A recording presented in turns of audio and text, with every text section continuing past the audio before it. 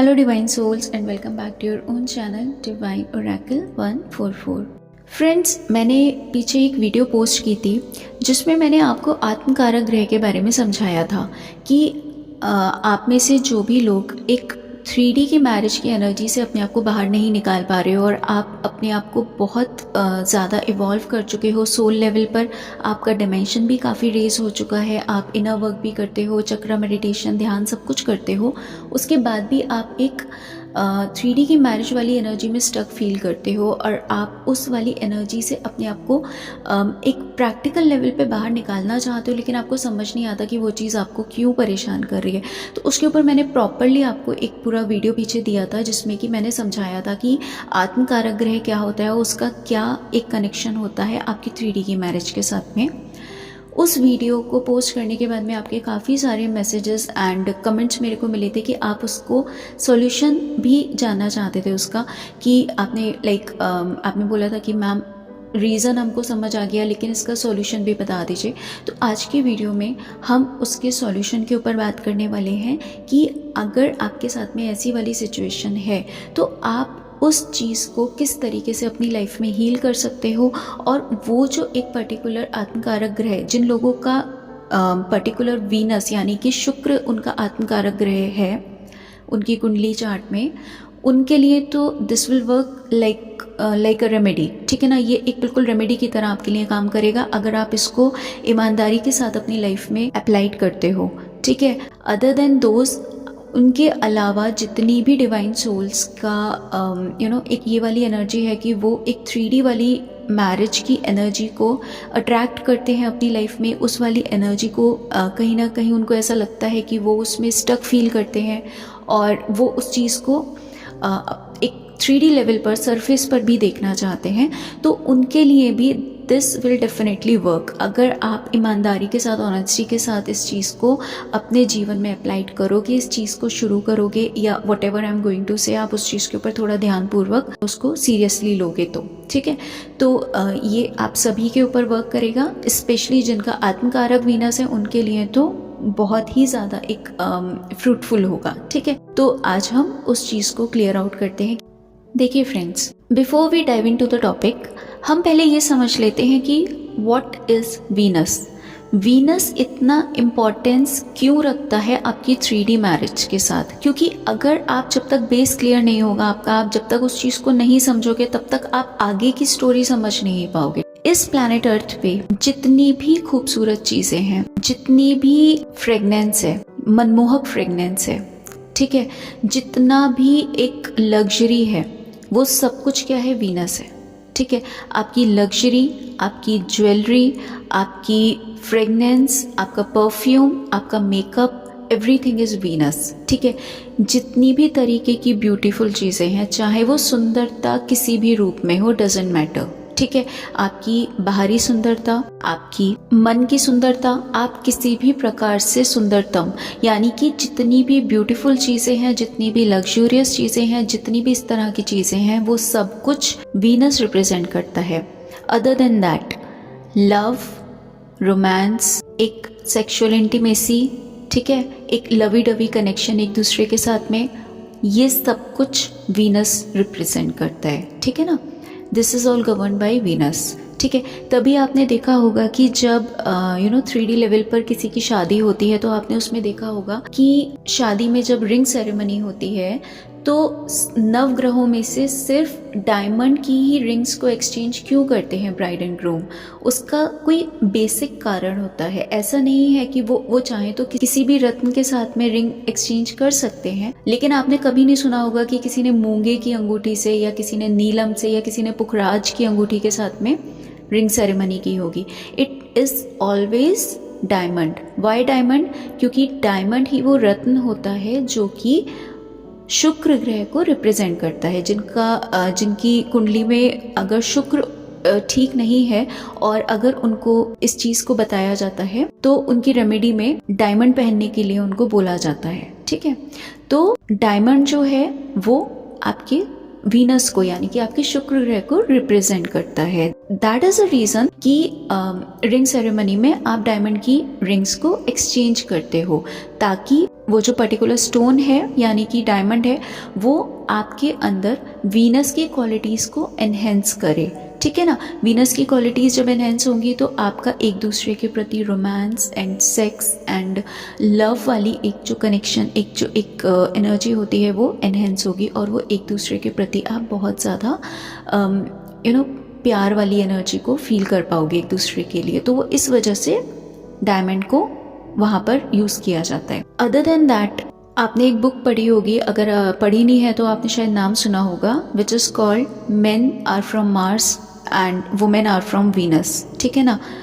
ये John grey की बहुत ही फेमस बुक है। आप में से जिसने नहीं पढ़ी है वो उस बुक को एक बार पढ़ के देखिएगा, मैं रिकमेंड कर रही हूँ। आपको बहुत सारी चीज़ें ऐसी पता चलेंगी, इवन मैं ये मैस्कुलाइन्स को भी बोल रही हूँ, आप लोग उस चीज़ को ना एक बार पढ़ के देखिएगा, आपको बहुत ही ज़्यादा एक क्लैरिटी मिलेगी। आपके रिलेशनशिप्स जितने कमज़ोर हैं और जितनी प्रॉब्लम्स आपके रिलेशनशिप्स में आ रही हैं, उसमें एक एक चीज़ को बड़ी क्लैरिटी के साथ में वहाँ पे समझाया है। तो ये तो मैं खैर पर्सनली रिकमेंड करूँगी, आप में से जिन लोगों को भी कम्युनिकेशन का प्रॉब्लम है आपके पार्टनर के साथ, वो इस बुक को पढ़ें। खैर बैक टू द टॉपिक। सो जो ये पर्टिकुलर मैंने आपको बुक का नाम लिया, इसमें भी आपने एक चीज़ सुनी ना, वुमेन आर फ्रॉम वीनस। तो वीनस जो है वो दर्शाता है फेमिनिज्म को, है ना, क्योंकि जैसा मैंने पीछे बताया कि आपकी जितनी भी ब्यूटी से रिलेटेड चीज़ें हो गई, जितनी भी इस तरीके की चीज़ें हो गई, वो सारी वीनस से हैं।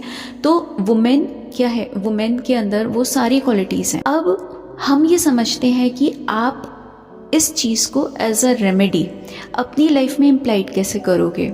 देखिए, होता क्या है, जब आपका वीनस वीक होता है या वीनस आपका आत्मकारक होता है, तो उस स्थिति में आपकी कुंडली के चार्ट में आपका वीनस किसी भी जगह पर बैठा हो, अगर मान लीजिए वो 7th हाउस में भी बैठा है, जो कि एक आपके स्पाउस का घर होता है, अगर उसमें भी वीनस बैठा है और वो या तो किसी मेलेफिक प्लैनेट के साथ बैठा है या किसी शत्रु राशि के साथ बैठा है, वहाँ पर वो उसके नेगेटिव इफेक्ट्स आपको आपकी लाइफ में फील होंगे। उसको आप क्लियर आउट कैसे कर सकते हो? जितनी भी चीज़ें मैंने आपको पीछे बताई कि आपकी जो चीज़ें आपकी वीनस रिप्रेजेंट करता है, उन चीज़ों का आपकी लाइफ में आप जैसे ही एनहेंसमेंट शुरू करोगे, आपकी लाइफ से वीनस की जो भी नकारात्मक एक ऊर्जा आप फील कर रहे हो, वो पॉजिटिविटी में चेंज होना शुरू हो जाएगी, ठीक है ना। अब वो कैसे, वो समझ लेते हैं।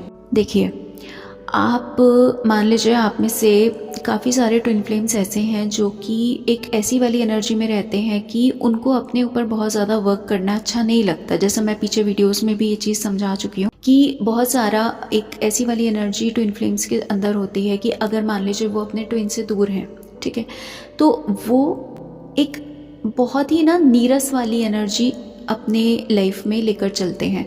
उनके अंदर एक पैशन नहीं होता अपनी लाइफ को लेकर। उनके अंदर एक अगर मैं फेमिनाइन्स की बात करूं, वो सिर्फ जितना ज़रूरी है कि ठीक है, उनको एक डेली रूटीन में नहाना है, अपना जाना है ऑफिस, तो उसमें जितना ज़रूरी है उतना उन्होंने अपने आप को तैयार किया and they just went of.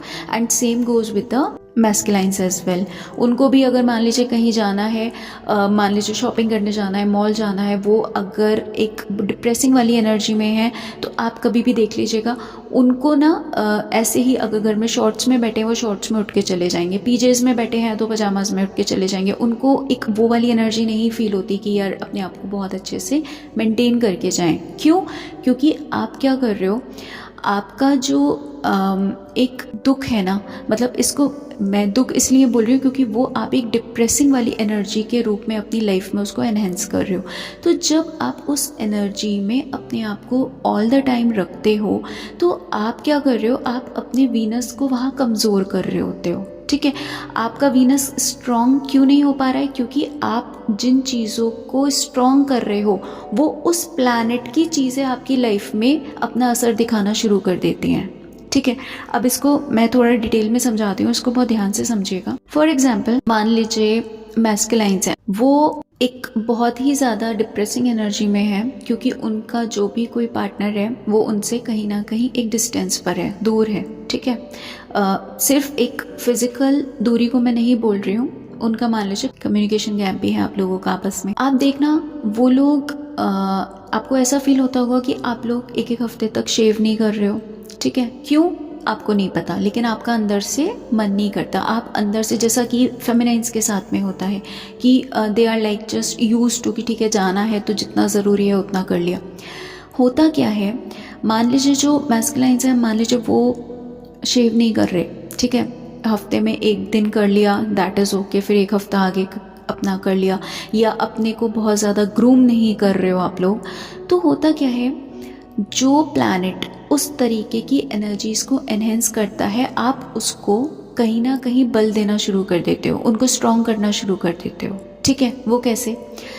जो आपकी शेव है, ठीक है, हमारे हेयर्स हैं, बाल हैं, वो क्या है, वो राहु को रिप्रेजेंट करते हैं। ठीक है, आप जब उसको ऐसे ही छोड़ते हो, जो हमारी फेमिनाइंस हैं, मान लीजिए उनको पहले बहुत ज़्यादा अपने आप को टिप टॉप रखती थी, बहुत ज़्यादा ग्रूमिंग करती थी, बॉडी शेविंग करती थी, वैक्सिंग करती थी, अब उन्होंने मान लीजिए सब कुछ छोड़ दिया। उस स्थिति में होता क्या है, आपको तो ऐसा लग रहा है कि आपका अंदर से दिल नहीं कर रहा है, आप अपने आप को बहुत ज़्यादा एक वीक फील कर रहे हो, क्योंकि आपसे आपका ट्विन एक डिस्टेंस पर है, आप नो कम्युनिकेशन में हो, तो आप उन सब चीज़ों को नेग्लेक्ट करते हो। वहाँ पर आप अपने शुक्र को, यानी कि अपने वीनस को और ज़्यादा वीक करते हो। ठीक है ना, आप क्या कर रहे हो, आप अपने राहु को स्ट्रॉन्ग कर रहे हो। ठीक है, आपके नेल्स हो गए, आपके हेयर हो गए, ये सारी चीज़ें राहु को रिप्रेजेंट करती हैं। तो जब आप इन सब चीज़ों को ऐसे ही छोड़ देते हो, आप अपना सेल्फ केयर जब नहीं करते हो, तो वहाँ पर आप राहु को कहीं ना कहीं एनहेंस कर रहे हो। ठीक है, आप मान लीजिए कोई ऐसा पर्सन है जो कि डेली उसको शावर लेना नहीं पसंद है, वहाँ पर क्या हो रहा है, वो राहु का जो प्लैनेट है, राहु की जो एनर्जी है, वो उस पर्सन की लाइफ में बहुत ज़्यादा वर्क करना शुरू कर देती है, मतलब वो स्ट्रॉन्ग होना शुरू हो जाती है। आप अगर अपना वीनस स्ट्रॉन्ग करना चाहते हो, तो उसके लिए फर्स्ट एंड फॉरमोस्ट आपको ये समझना पड़ेगा कि आपको सारी की सारी दुनिया एक तरफ करके, आपका ट्विन एक तरफ करके, आपका सोलमेट जो भी कोई है, सबको एक तरफ करके, आपको अपनी लाइफ में जितनी भी चीज़ें शुक्र से गवर्न होती हैं, उन सभी चीज़ों को स्ट्रॉन्ग करना पड़ेगा। स्ट्रॉन्ग कैसे होगा? अपने ऊपर वर्क कीजिए, अपनी सेल्फ केयर कीजिए। देखिए, आप में से ना बहुत सारे लोगों ने, मेरे को लगता है आप सभी ने, 99% लोगों ने ये चीज़ हज़ारों बार सुनी होगी कि ट्विन फ्लेम जर्नी में सेल्फ केयर बहुत ज़रूरी है। आप सेल्फ केयर में आ जाइए, आप सेल्फ लव में आ जाइए। वो सेल्फ लव या सेल्फ केयर तो आपको सब बता देते हैं, लेकिन कभी आपको इसका मेन रीज़न कोई नहीं बता पाया कि इसके पीछे का एक्चुअल रीज़न क्या है, क्यों सेल्फ केयर में आना है। उसके पीछे का बहुत एक इम्पॉर्टेंट मोटिव होता है जो आपको आज तक समझा नहीं पाया कोई। ठीक है, अब उसमें मैं उन लोगों की भी गलती नहीं बोलूँगी, क्योंकि जिन लोगों को खुद ही नहीं पता है किसी चीज़ के बारे में, तो वो लोग आपको भी कैसे बताएंगे, राइट? तो इट्स जस्ट लाइक कि जो सेल्फ केयर या एक सेल्फ लव वाली एनर्जी को आपको हमेशा कहा जाता है कि आपको खुद का सेल्फ लव करना है, वो क्यों करना है? वो इसी वजह से करने को बोला जाता है कि जब तक आप अपनी सेल्फ केयर में नहीं आओगे, जब तक आप खुद पर वर्क नहीं करोगे, आप अपना वीनस स्ट्रॉन्ग नहीं कर पाओगे। देखिए, ये जो प्रॉपर एक पूरी ट्विन फ्लेम जर्नी है ना, इसका हर एक चीज़ का एक एस्ट्रोलॉजिकल रीज़न है।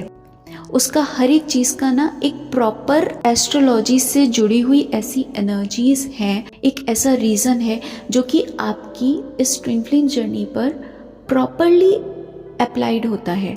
लेकिन होता क्या है, लोग मोस्ट ऑफ द केसेस में ऐसा होता है कि लोगों ने जहाँ से जो देखा, जो सुना, उसको आगे 4-6 वीडियोस में 4-6 चैनल्स ने उसी को बैक टू बैक आपको समझा दिया। हर एक चीज़ का रीज़न है, एस्ट्रोलॉजिकल रीज़न है। साइंटिफिक तो मैं नहीं बोलूँगी क्योंकि ये जर्नी ही साइंटिफिक नहीं है, बट एस्ट्रोलॉजिकली हर एक चीज़ का रीज़न है। मोस्ट ऑफ देम को मैं पीछे क्लियर कर चुकी हूँ अपने वीडियोस में। जो बचे हुए उनको भी कोशिश करूँगी आगे जैसे जैसे मुझे डाउनलोड्स मिलेंगे मैं उनको क्लियर कर पाऊँ। खैर, तो रीज़न क्या होता है कि आपका जैसे ही आप अपने ऊपर फोकस करते हो, जैसे ही अपनी सेल्फ केयर में आते हो, सेल्फ लव में आते हो, तो आपका वीनस स्ट्रॉन्ग होना शुरू हो जाता है। जब आपका वीनस स्ट्रॉन्ग होना शुरू होता है तो वीनस की जो एनर्जीज़ है वो आपके जीवन पे, आपके रिलेशनशिप्स पे स्ट्रॉन्गली अप्लाइड होना शुरू हो जाती हैं। ठीक है, आप जैसे ही एक डिप्रेसिंग एनर्जी में आओगे, अपना सेल्फ केयर छोड़ दोगे, सेल्फ केयर के अलावा आप जिस जगह पे रहते हो, आपका जो रूम है, अगर आप देखना उसको आपने अनटाइडी रखा हुआ है, आप उसको गंदा रखते हो या फिर फैला हुआ रहता है, वो सारी की सारी चीज़ें डिस्टॉर्टेड वीनस को दर्शाती हैं। किसी भी पर्सन का आपको वीनस देखना हो ना, आप उसके घर चले जाओ एक बार, उसके घर की या उसके रूम की ना आप बस दशा देख लो, आपको समझ आ जाएगा उस पर्सन का वीनस कैसा है। आपको उसकी कुंडली भी देखने की ज़रूरत नहीं है, सिर्फ उसके रूम में जाकर देख लो। जिस पर्सन का भी वीनस स्ट्रांग होगा, अच्छा होगा, वो पर्सन का आप देखोगे हर एक चीज़ उसकी बहुत नीट एंड टाइडी होगी, हर एक चीज़ उसको बहुत तरीके से आप देखोगे वो प्लेस्ड होगी अपनी जगह पर।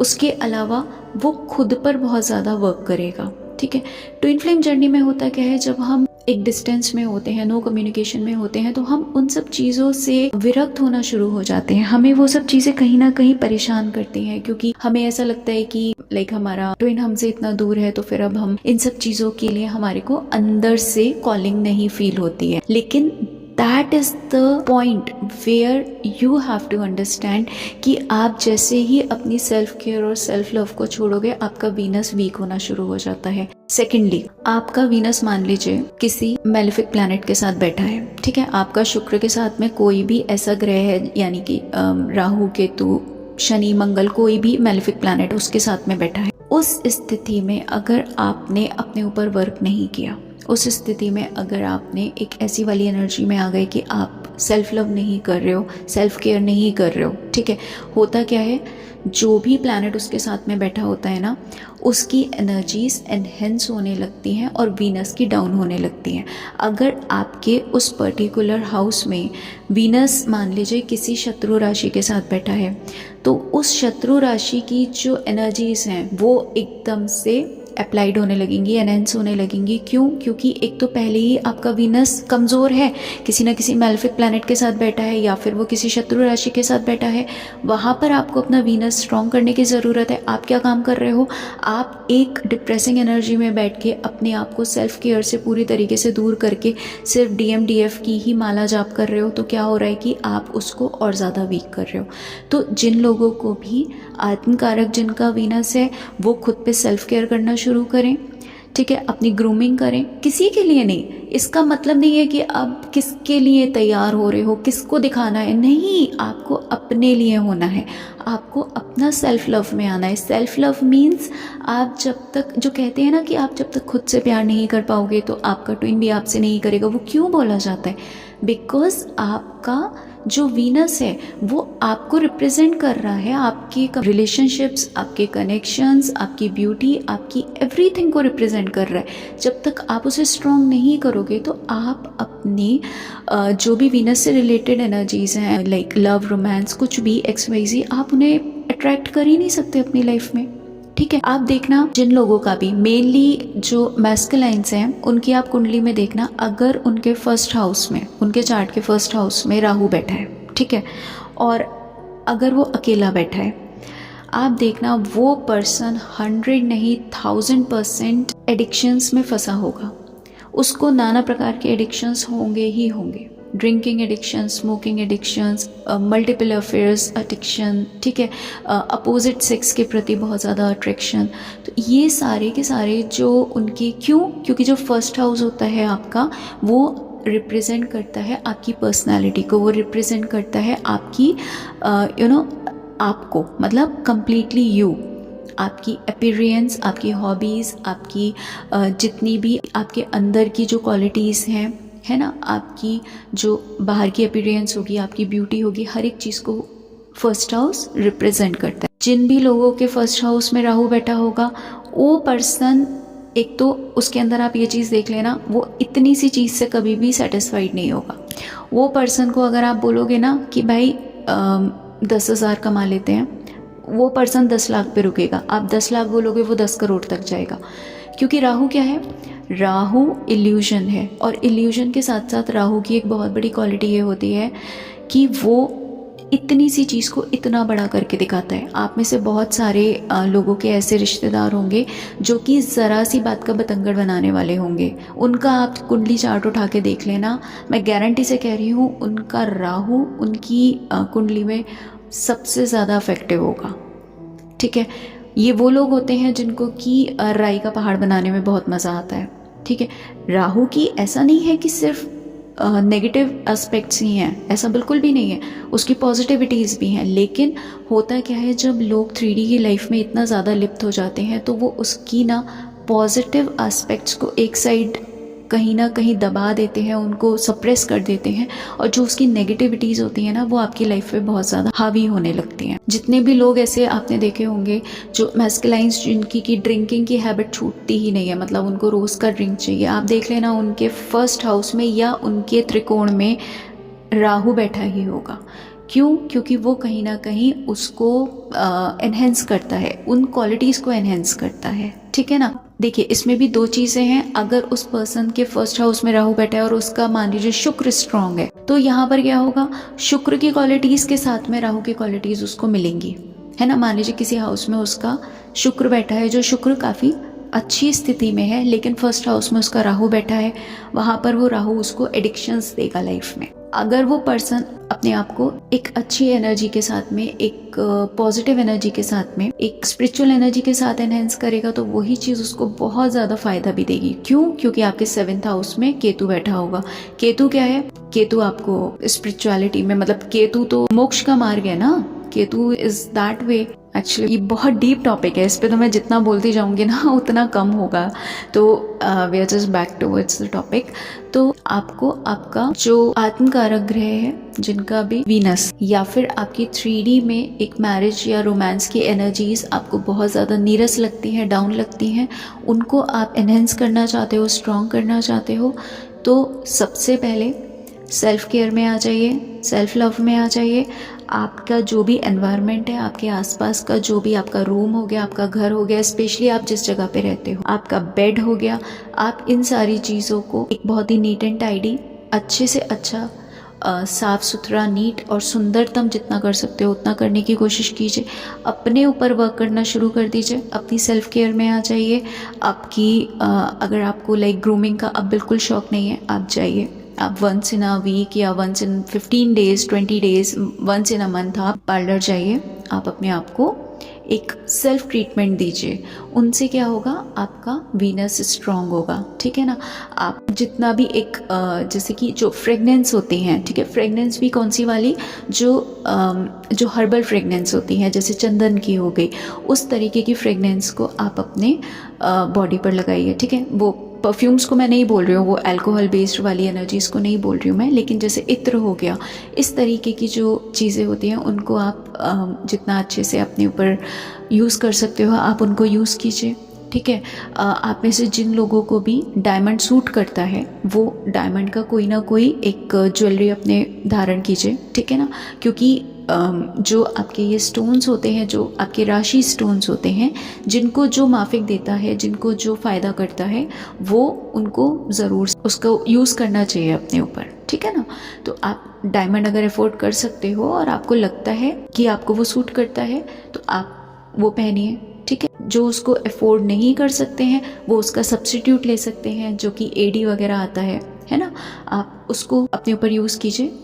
तो ये सारी चीज़ें जब आप अपनी लाइफ में अप्लाइड करना शुरू करोगे, तो आप इस चीज़ को नोटिस करोगे कि धीरे धीरे करके ना आपकी हर एक चीज़ की एनर्जी स्ट्रांग होना शुरू हो जाएगी, ठीक है। हर एक चीज़, क्योंकि देखिए, अगर आपको 3D की वर्ड से पूरी तरीके से विरक्त होना है, पूरी तरीके से आपको लाइक पहाड़ों पे जाना है, आपको बिल्कुल पूरी तरीके से एक सन्यासी वाली एनर्जी में रहना है, भले से आप वो सब चीज़ें बिल्कुल मत कीजिए, कोई दिक्कत नहीं है। क्यों? क्योंकि आप वहाँ पे फिर अपना बृहस्पति स्ट्रॉन्ग कर रहे हो, आपका जो गुरु है आप उसको स्ट्रॉन्ग कर रहे हो, और वो आपको वहाँ पे फ़ायदा करेगा। लेकिन अगर आपको 3D वाली एनर्जीज़ में भी रहना है और उसके साथ साथ में आप अपना इनर वर्क भी कर रहे हो और चक्र मेडिटेशन एंड ध्यान और सब कुछ कर रहे हो, उसके बाद भी आप उन वाली चीज़ों को भी अट्रैक्ट करना चाहते हो, तो देखिए, सिर्फ बृहस्पति को स्ट्रॉन्ग करके कुछ नहीं होगा, आपको वीनस को भी स्ट्रॉन्ग करना पड़ेगा और बृहस्पति को भी अपने साथ में लेके चलना पड़ेगा, तभी वो दोनों ही चीज़ें बैलेंस हो पाएंगी। समझ रहे हो आप? सिर्फ आप अपने बृहस्पति को स्ट्रॉन्ग करोगे, उससे भी वो एनर्जीज नहीं अट्रैक्ट होंगी। आप सिर्फ वीनस के ऊपर चले जाओगे, वो भी कहीं ना कहीं आपको डिसबैलेंस कर देगी। दोनों चीज़ें साथ लेके चलनी है। इसीलिए सेल्फ लव पे, सेल्फ केयर पे इतना फोकस किया जाता है, क्योंकि आपको आपकी सेल्फ केयर भी करनी है, आपको आपके ऊपर वर्क भी करना है, आपको इनर वर्क भी करना है। जब तक आप सिर्फ इनर वर्क करोगे, आउटर वर्क नहीं करोगे तो भी दिक्कत है, ठीक है ना। तो ये उन लोगों के लिए आत्मकारक जिनका वीनस है या वीनस उनकी किसी कमज़ोर स्थिति में बैठा है, वो लोग इस चीज़ को अपने ऊपर अप्लाई करके देखें। जिस भी तरीके से आप कर सकते हो अपने ऊपर वर्क कीजिए, ठीक है। और मैस्कुलाइंस को भी मैं ये बात बोलूँगी, आप लोगों अगर लाइक अपने ऊपर वर्क करना नहीं आपको अच्छा लगता है, आप इस चीज़ को शुरू कीजिए। आप डेली सुबह बाथ लेने के बाद में अपना जितना भी आप अपने ऊपर वर्क कर सकते हो अच्छे से अच्छा, मतलब राहु की एनर्जीज़ को आपको अपने ऊपर एनहेंस नहीं करना है, आपको उसको कम करना है और आपको वीनस की स्ट्रॉन्ग करना है। तो उसमें आपको ये सारी चीज़ें देखनी पड़ेंगी, ठीक है। आई होप ये वाला टॉपिक आपको क्लियर हो गया होगा कि आप अपने वीनस को यानी कि शुक्र को किस तरीके से एक्टिवेट कर सकते हो, स्ट्रॉन्ग कर सकते हो। चलिए फ्रेंड्स, अब मैं मिलती हूँ आपसे नेक्स्ट वीडियो में किसी और टॉपिक के साथ। तब तक just take care of yourself, और इतने प्यार और इतने पेशेंस के साथ मुझे सुनने के लिए thank you so much from the bottom of my heart.